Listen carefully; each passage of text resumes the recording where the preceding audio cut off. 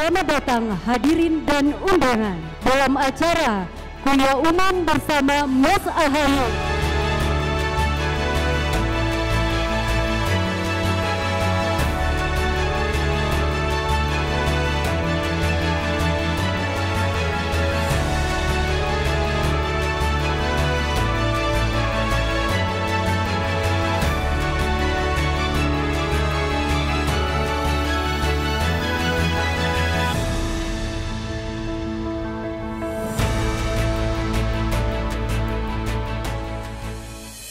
Di Batu Sangkar banyak peninggalan kuno menjadi pembicaraan negeri sekitar. Selamat datang Mas Agus Harimuti Yudhoyono, kuliah umum bersama generasi muda Tanah Datar.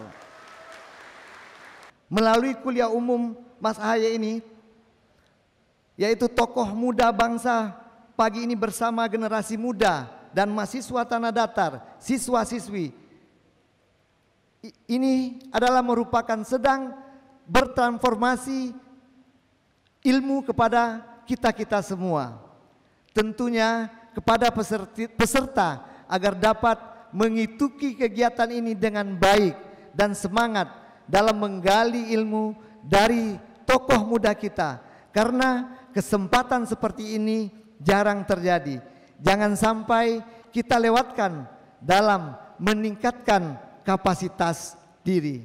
Harapan kami kepada anak-anak atau adik-adik mahasiswa-siswa dan pemuda dapat menjadi pemuda kreatif dan inspirasional, pelopor di tengah-tengah masyarakat, membawa perubahan yang lebih baik mulai dari diri sendiri dan lingkungan terkecil hingga perubahan-perubahan besar dalam masyarakat. Selalu kembangkan daya berpikir kritis, baik dalam melihat perkembangan dalam masyarakat maupun dalam melihat peluang dalam mengembangkan potensi maupun inovasi. Pergi sekolah naik angkutan umum, sediakan uang tunai di dalam saku. Selamat mengikuti kuliah umum, tingkatkan wawasan dan kualitas ilmu. Duduk santai di pinggir taman sambil serius membaca jurnal. Manfaatkanlah kesempatan menggali pengalaman bersama Mas Ahaye, tokoh muda inspiratif nasional.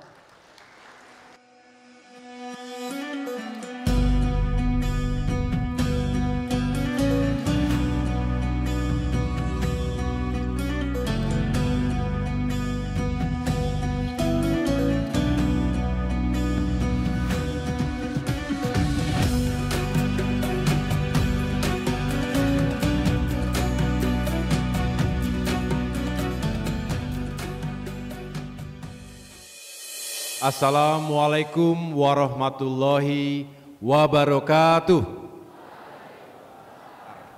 Ini kali kedua saya datang di gedung ini. Waktu itu seingat saya tahun 2019. Saya datang dalam konteks yang berbeda. Sama-sama waktu itu mendukung Pak Eka. Tetapi kali ini beda rasanya karena saat ini sudah menjadi tuan rumah di gedung ini. Semoga Pak Bupati senantiasa diberikan kesuksesan dan juga dapat meningkatkan kesejahteraan dan kemajuan bagi masyarakat Tanah Datar. Sebentar, saya boleh turun nggak ya biar lebih dekat rasanya ya? Boleh ya? Sambil jalan-jalan boleh?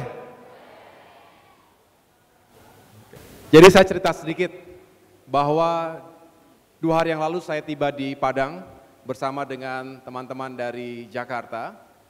Tujuan kami ke Sumatera Barat kali ini khusus untuk bisa memberikan bantuan kemanusiaan bagi saudara-saudara kita, warga khususnya di Kabupaten Pasaman Barat dan Pasaman, khususnya lagi di Nagari Kajai dan Nagari Malampah yang sangat terdampak akibat gempa bumi beberapa saat yang lalu. Kami datang langsung dan melihat sendiri betapa beratnya kehidupan dan situasi yang harus dihadapi oleh masyarakat di sana. Banyak rumah yang hancur rata dengan tanah, termasuk sekolah dan tempat-tempat ibadah. Oleh karena itu tentu kita semua harus terus terpanggil untuk bisa memberikan bantuan dan perhatian kepada saudara-saudara kita yang terdampak bencana tersebut. Ini adalah komitmen kebersamaan kita dan juga mudah-mudahan masyarakat Sumatera Barat juga terus dilindungi dari segala bencana. Karena kita tahu alam Sumatera Barat yang begitu indah ini tetapi juga memiliki kerentanan akan bencana alam, khususnya gempa bumi dan tanah longsor. Nah, mudah-mudahan tanah datar selalu terlindungi juga. Kok sepi sekali ya? Terlalu serius apa ya? Jangan terlalu serius ya. Kita santai saja, adik-adik pelajar, kita ingin lebih dekat lagi. Saya kemana-mana juga ingin terus menyapa generasi muda harapan masa depan Indonesia. Jadi tidak perlu terlalu serius, harapan saya kita santai saja, nggak ada ujiannya, tenang aja. Di sini ada para guru nggak di sini? Ada juga para guru ya, mudah-mudahan bisa menambah wawasan kita semua. Saya ingin bicara tentang masa depan Indonesia. Kita ingin 23 tahun ke depan. Tahun berapa adik-adik? 2045. Mengapa 2045 penting untuk kita bicarakan sekarang? Ada yang bisa jawab, mengapa 2045 penting untuk kita bicarakan sekarang?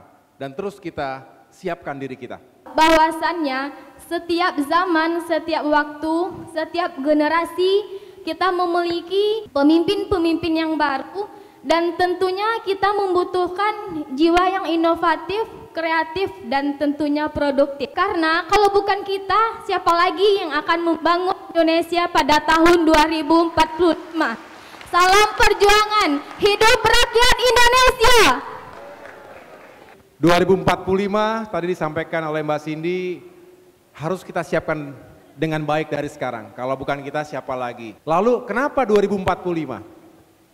Apakah ada keharusan 2045 Indonesia emas? Kenapa angka itu selalu kita gelorakan? Tadi siapa yang angkat tangan? Jelas angka 45 menjadi sejarah buat Indonesia. Artinya tahun 2045 dijadikan sebuah tolak ukur oleh masyarakat Indonesia karena hari itu hari kemerdekaan kita tahun 45. Dan tepat pada 2045 kita serah 1 abad Republik Indonesia merdeka. Jadi 2045 kita akan berusia 100 tahun, 1 abad Indonesia yang kita cintai ini sejak kemerdekaannya. Benar, itu adalah sebuah tahun yang memiliki makna. Tetapi bukan berarti dengan sendirinya kita bisa mencapai itu tanpa kita bekerja keras. Itulah mengapa hari ini dan mulai dari sekarang di sini banyak sekali pelajar dan pada saatnya adik-adiklah yang akan mengawaki negeri ini, mengawaki Sumatera Barat, mengawaki tanah datar, menjadi pemimpin-pemimpin pada level apapun, pada bidang apapun. Maka harus dari sekarang kita siapkan diri dengan sebaik-baiknya. Sumber daya manusia itu menjadi kunci kemajuan kita.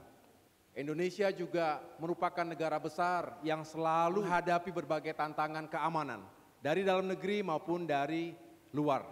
Kita harus kokoh, TNI, Polri, dan seluruh elemen bangsa harus bisa menjadi kekuatan negara mencegah, menangkal segala bentuk ancaman terhadap kedaulatan dan keutuhan NKRI. Kemudian Indonesia yang maju dan mendunia, ini juga menjadi visi besar kita. Karena kita tidak boleh hanya menjadi jago kandang, tidak boleh hanya besar di dalam rumah sendiri, tetapi kita harus semakin kuat dan terhormat, disegani, bahkan mungkin ditakuti oleh negara-negara di sekeliling kita, oleh dunia internasional. Karena kita punya peran, karena kita punya prestasi, dan karena kita bisa menjadi bagian besar untuk menciptakan perdamaian dan juga kesejahteraan dunia. Semakin hari kompetisi antar bangsa-bangsa sedunia semakin sengit, memperebutkan apa yang diperebutkan? Bismillahirrahmanirrahim. Assalamualaikum warahmatullahi wabarakatuh. Perkenalkan, nama saya Catur Maulana Wahyudi. Saya dari tokoh masyarakat. Jadi yang akan dilakukan untuk di dunia ini perebutan ekonomi, yaitunya direbut kekuasaan untuk menaikkan ekonomi negara tersebut untuk menjadi negara superpower. Scarcity, kelangkaan, competition, kompetisi, persaingan, memperebutkan energi, memperebutkan sumber pangan, memperebutkan air bersih, memperebutkan berbagai sumber kehidupan primer lainnya. Bangsa-bangsa sedunia akan memperebutkan ini semua. Nah, kalau kita tidak siap, tadi disampaikan Bung Wahyu, ekonomi juga akan berkompetisi. Nah, kita tadi 270 juta penduduknya. Kalau kita tidak siap menghadapi ini, kita akan tertinggal dan menjadi pecundang, bahkan di negeri sendiri. Padahal kita ingin menjadi bangsa pemenang, betul ya? Tapi buktinya sekarang, banyak yang langka kan? Apa yang langka di sini saat ini?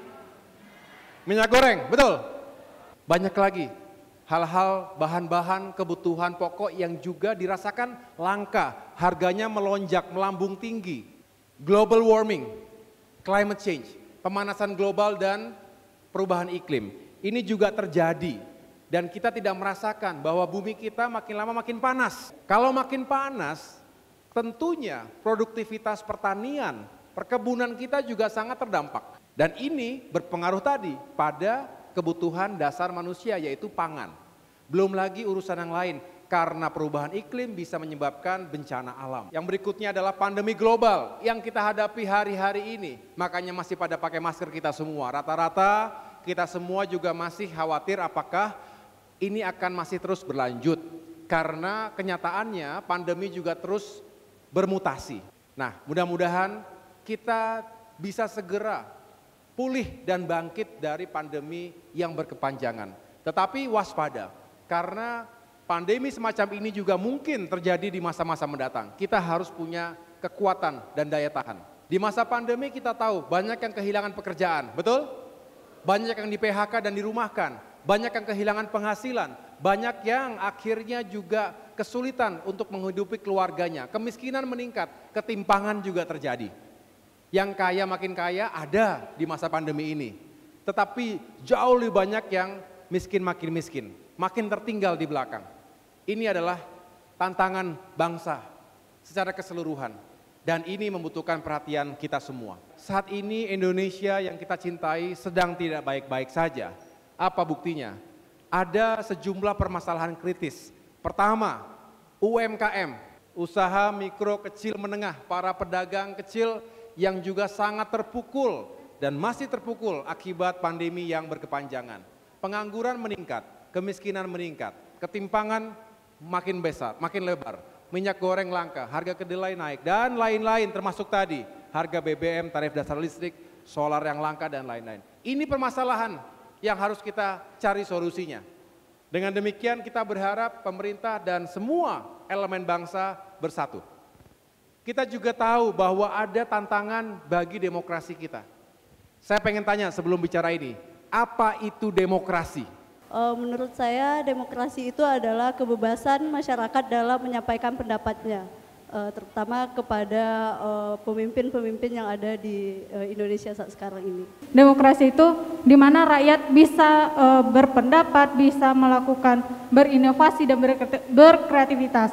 Nah, jadi demokrasi itu sangat erat kaitannya dengan rakyat gitu. Demokrasi itu adalah sebuah bentuk pemerintahan yang dimana para rakyat itu memiliki hak yang sama untuk mengambil keputusan dan juga untuk menyampaikan pendapat melalui perwakilan rakyat ataupun secara langsung ataupun tidak langsung. Terima kasih. Bagus, tepuk tangan. Ya, jadi demokrasi itu sederhananya kekuasaan tertinggi ada di tangan rakyat, dari rakyat, oleh rakyat, untuk rakyat. Indonesia negara demokrasi, betul? Demokrasi yang kita junjung dan kita jalankan adalah demokrasi yang berkarakter Pancasila. Bukan demokrasi liberal Arab Barat, bukan demokrasi yang dikomando, dikendalikan seperti negara-negara tertentu. Kita adalah demokrasi yang karakternya adalah Pancasila. Oleh karena itu, tentu kita harus merawat demokrasi, memperjuangkan demokrasi. Kebebasan rakyat tidak boleh dibungkam. Sepakat? Semua harus punya hak yang sama untuk bisa berbicara. Sepakat? Tapi juga punya kewajiban yang sama. Sepakat? Apa kewajiban itu? Jangan kita menggunakan kebebasan semena-mena. Atas nama kebebasan kemudian kita melukai perasaan orang lain. Atas nama kebebasan kita kemudian menggunakan segala cara untuk menang dalam sebuah kompetisi, termasuk kompetisi politik. Indonesia juga telah menghadapi sejumlah kemunduran dalam demokrasi. Di antaranya kita tahu ada budaya politik dan kebebasan sipil yang juga terdampak. Ya. Ada yang merasa sekarang sulit dan takut berbicara. Nah, harapannya kita semua tidak takut untuk berbicara, asalkan tadi dalam kerangka hukum, dalam koridor kepatutan dan etika. Selanjutnya, saya juga ingin menyampaikan bahwa masalah keadilan itu juga harus kita tegakkan. Tidak boleh tebang pilih. Ada yang diamankan, ada yang menjadi sasaran. Tidak boleh pisau keadilan itu seolah tajam ke bawah tapi tumpul ke atas.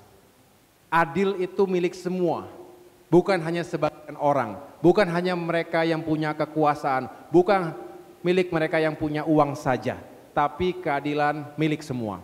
Setelah kita mengetahui tantangan besar di abad 21, termasuk bagi Indonesia, maka kita harus meyakinkan bahwa Indonesia harus mempersiapkan sumber daya manusia, termasuk adik-adik sekalian yang akan menjadi pemimpin di masa depan. Sering kita ucapkan pemimpin, kepemimpinan. Apa itu kepemimpinan? Leadership atau kepemimpinan itu adalah seni mempengaruhi orang lain agar ikut dalam keputusan kita. Kepemimpinan adalah suatu kemampuan yang praktis untuk memimpin suatu organisasi demi kelancaran organisasi tersebut. Leadership atau kepemimpinan adalah bisa mengajak, menggerakkan pengikutnya, followersnya, anak buahnya, anggotanya secara ikhlas. Pemimpin itu harus bisa memiliki visi besar dan mampu menerjemahkan dan mengimplementasikannya. Kemudian pemimpin juga harus bisa menyatukan segala sumber daya, termasuk sumber daya bangsa. Dan sumber daya yang paling penting adalah sumber daya manusia. Dan yang terakhir adalah bisa melipat gandakan itu semua menjadi kekuatan bangsa mewujudkan Indonesia Emas 2045. Ini kata-kata bijak dari Nelson Mandela, seorang pemimpin transformasional yang mengatakan bahwa generasi muda hari ini adalah para pemimpin di masa depan, termasuk adik-adik semua. Tepuk tangan untuk semuanya. Jangan pernah berhenti belajar. Belajar tidak hanya berhenti di ruang kelas, tidak hanya ketika kita mendapatkan ijazah. Teruslah belajar, teruslah mengejar ilmu sampai kapanpun. Mudah-mudahan dari tanah datar lahir generasi-generasi muda kebanggaan kita semuanya. Pada siang hari ini mungkin kita agak loyo, izinkan saya memberikan sebuah pantun singkat kepada Bapak AHY. Jalan Pato menuju Lintau Buo Samilan Koto, itu kampungnya Bapak Bupati kita. Selamat datang Bapak Agus Harimurti Yudhoyono, pemimpin harapan dan kami mudo-mudo. Di era yang sekarang ini, yang menjadi pertanyaan, yaitu bagaimana langkah-langkah menjadi seorang pemimpin yang cerdas, pemimpin yang inovatif, pemimpin yang produktif, serta bermanfaat bagi diri sendiri, bangsa dan negara. Sebagai seorang guru hari ini, saya tidak mengeluh dengan kesejahteraan saya. Karena alhamdulillah sejak masa Bapak SBY kami diberikan dana sertifikasi. Namun yang menjadi keluhan kami Pak adalah persoalan output apa yang kami produksi dari proses pendidikan ini. Karena selama ini kami rasakan ada kebijakan-kebijakan yang kontradiktif antara kami sebagai pendidik dengan kebijakan yang dikeluarkan oleh pemerintah. Katakan hari ini misalnya Ketika kami di Sumatera Barat mewajibkan anak kami untuk berhijab, itu malah dikatakan sebagai sebuah pelanggaran HAM. Lalu ada juga kebijakan-kebijakan hari ini yang dikeluarkan oleh Kementerian Pendidikan tentang persoalan-persoalan bagi anak kami yang hari ini tidak mengikuti ujian nasional. Sementara ujian nasional merupakan proses evaluasi bagi kami guru, apakah kami berhasil atau tidaknya dalam memberikan proses pembelajaran. Hal yang kami rasakan juga ada kontradiktif. Undang-Undang nomor 20 tahun 2003 itu Pak, mengatakan tujuan pendidikan nasional itu adalah membentuk karakter dan akhlak mulia bagi anak-anak kita. Tapi kok malah pemerintah mengurangi jam pelajaran agama dan budi pekerti di sekolah-sekolah umum. Apakah ini tidak kontradiktif namanya? Makanya hari ini kami ingin bagaimana pandangan dari Mas AHY tentang proses pendidikan hari ini. Mau dibawa kemana kebijakan pendidikan ini untuk bisa mewujudkan Indonesia Emas 2045? Bagaimana langkah-langkah kami, secara kami adalah generasi Z saat ini, untuk bisa menjadi generasi yang lebih bermanfaat, khususnya mungkin di masa era tahun 2024-5 nantinya. Bagaimana mewujudkan atau mempersiapkan pemimpin yang cerdas, inovatif, dan juga produktif. Menurut saya, atau mempersiapkan diri untuk menjadi pemimpin itu adalah sebuah kebutuhan. Karena setiap orang sejatinya adalah pemimpin. Pemimpin buat dirinya sendiri dulu. Kita sering diingatkan oleh orang-orang bijak bahwa yang paling berat bagi kita pertama kali untuk memimpin diri sendiri. Karena pemimpin itu yang paling bisa diikuti adalah ketika ia konsisten, satu hati, satu kata, satu perbuatan. Memimpin itu harus dengan ilmu. Ilmu itu harus dicari dan dipelajari. Pemimpin juga harus punya wawasan dan pengalaman. Oleh karena itu, kecerdasan di sini bukan hanya intelektual, tapi juga kecerdasan batin, kecerdasan emosional, kecerdasan spiritual, kecerdasan sosial. Jadilah pemimpin yang lengkap seperti itu. Kalaupun tidak bisa hebat di semuanya, paling tidak jelek sekali di semuanya. Kemudian menjadi pemimpin yang inovatif dan produktif, ini juga keharusan. Karena pemimpin yang hanya menjalankan kebiasaan itu saja, merasa yang dulu sudah paling tepat dan selalu benar, maka akan kehilangan arah bahwa dunia bergerak begitu cepat. Pemimpin harus adaptif, harus bisa mengejar kemajuan. Jangan sampai tertinggal di belakang. Kalau pemimpinnya saja tertinggal, apalagi masyarakatnya. Bagaimana menjadi generasi yang lebih bermanfaat? Tadi, mulai dari diri sendiri terlebih dahulu. Pasti kita punya kelebihan, pasti kita juga punya kelemahan. Tidak perlu sombong dengan kelebihan kita, tidak perlu minder dengan kelemahan kita. Nah, inilah spirit seperti ini yang harus juga diajarkan di sekolah, di bangku-bangku sekolah, di bangku-bangku kuliah. Bahwa pada akhirnya kita tidak harus selalu berorientasi pada kompetisi, tapi berorientasilah kita pada kolaborasi. Saling lengkapi, saling menguatkan. Dan kalau semangat kita adalah kolaborasi, maka apapun yang akan kita hadapi sebagai bangsa bisa kita lalui dengan sukses. Itulah salah satu syarat Indonesia bisa semakin aman dan damai, semakin adil dan sejahtera, dan juga semakin maju dan mendunia. Indonesia Emas 2045. Indonesia itu harus dibangun oleh kekuatan SDM yang benar-benar memiliki kapasitas, memiliki integritas. Kapasitas itu biasanya intelektual, keterampilan, tapi integritas itu masuk ke urusan akhlak, keimanan, ketakwaan, kepribadian, karakter yang unggul. Itu masuk ke rumpun integritas. Baru yang terakhir ada rumpun kepemimpinan. Bahwa kepemimpinan bisa melipat gandakan tadi intelektualitas kita, bisa melipat gandakan integritas kita. Tapi tadi pertanyaan Pak Mus Mulyadi diarahkan pada bagaimana kita bisa menjamin SDM kita punya karakter dan integritas kalau pendidikannya saja justru dibatasi. Bahkan ada upaya untuk mengurangi pendidikan karakter, pendidikan akhlak, juga pendidikan agama. Saya termasuk orang yang punya pandangan bahwa kita harus tetap seimbang, jangan ada yang dikorbankan. Dan kalau tadi pandangan Pak Musmulyadi kok sekarang malah dikurangi pendidikan karakternya, menurut saya juga ya disayangkan, harusnya tetap menjadi keunggulan kita. Karena ingat, tadi kita sudah bahas banyak manusia pintar sekarang yang menjadi jahat. Akhirnya merusak lingkungan, merusak organisasi, merusak bangsa, merusak dunia. Ada contoh-contohnya. Dalam sejarah panjang dunia ada sejumlah tokoh yang justru merusak, menghancurkan, menyebabkan perang. Itu karena mereka pintar, cerdas, bahkan jenius, tapi tidak dibarengi dengan moral, dengan etika, dengan keberadaban. Oleh karena itu saya sepakat jika kemudian terus dibangun keseimbangan.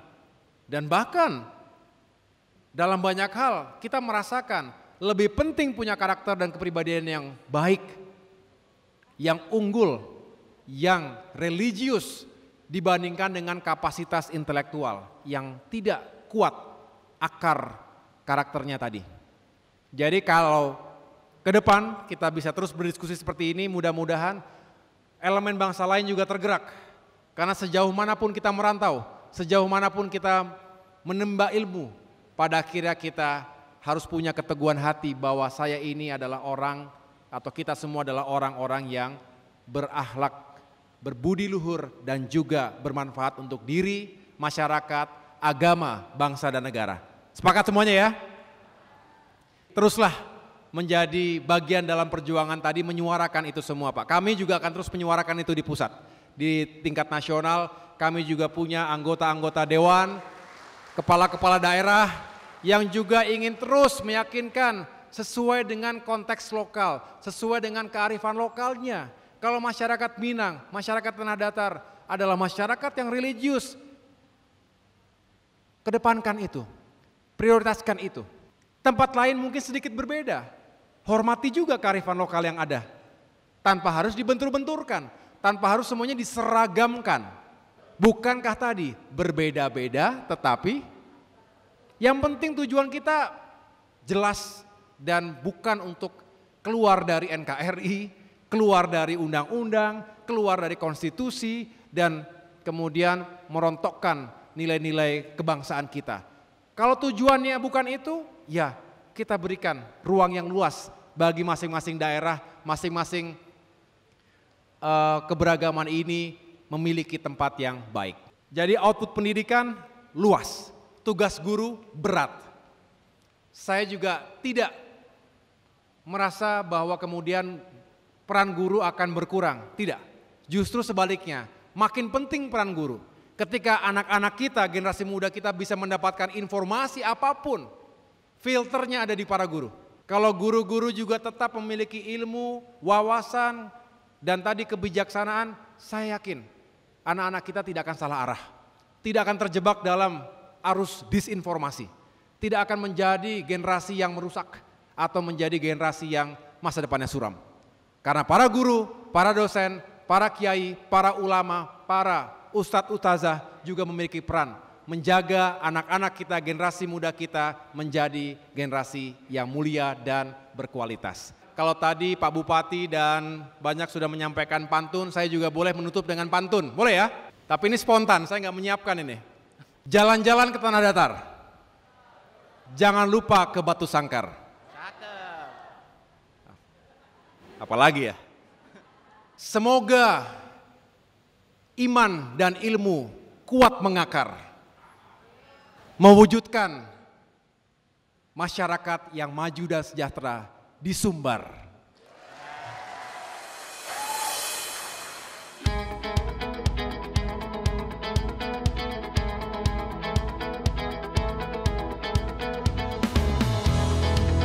Kesan-pesan kami untuk acara hari ini, kami sangat berbahagia mendapatkan ilmu yang begitu banyak dari Mas AHY atau Bapak AHY yang menyampaikan berbagai macam materi-materi, motivasi. Pesan-pesan kami untuk Bapak AHY, semoga selalu sukses, semakin maju ke depannya, dan bisa membimbing Indonesia menjadi negara yang lebih maju lagi. Dah, makasih, dadah.